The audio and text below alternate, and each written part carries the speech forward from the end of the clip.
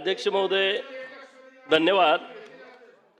अध्यक्ष महोदय, अत्यंत महत्त्वाचा विषय माननीय मुख्यमंत्री महोदयांच्या कानावरती घालायचा आहे.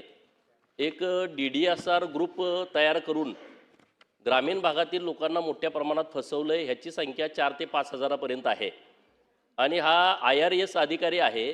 त्या अधिकाऱ्यानं इतर लोकांच्या नावावरती ही कंपनी रजिस्टर करून आतापर्यंत DDSR heights, Tathagat housing society, Swapnapurti housing society, Anu Vishwa housing society, DDSR Satvik, honey homes, Matoshree housing society, ही तर आमदार खासदारांची सोसायटी आहे.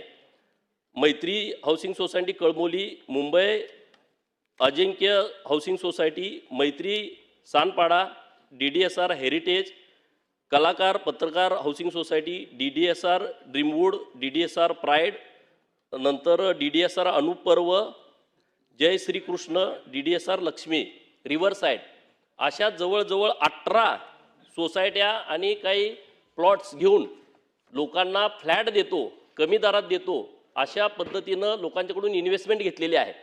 परंतु अजून बिल्डिंगचं कामच नाही.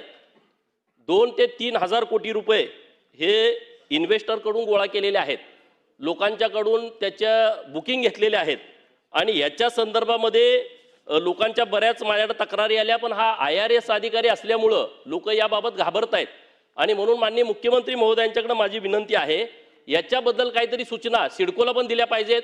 त्यांनी GST मोठ्या प्रमाणात बुडवलेली आहे. GSTनं त्यांना नोटीस काढलेली आहे. GST अधिकारी त्यांना मॅनेज आहेत. माननीय महसूल मंत्री महोदयांना मी सकाळीच पत्र दिलेलं आहे.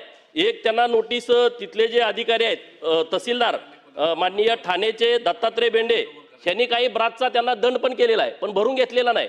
हे सगळं प्रकरण हे 2000 कोटीच्या वर जातंय आणि तो एक जो त्यांना फाईट पैसे करून देतोय जीवनदास KP बाई म्हणून, ह्या लोकांनी 2000 कोटी त्यांना वाईट करून दिलेले आहेत. लोकांची फसवणूक आहे.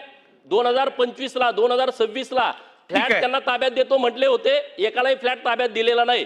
माननीय मुख्यमंत्री महोदय, मला वेळेचं बंधन आहे माहीत आहे, परंतु आपण योग्य अधिकाऱ्यांना याच्याबद्दलच्या सूचना द्या.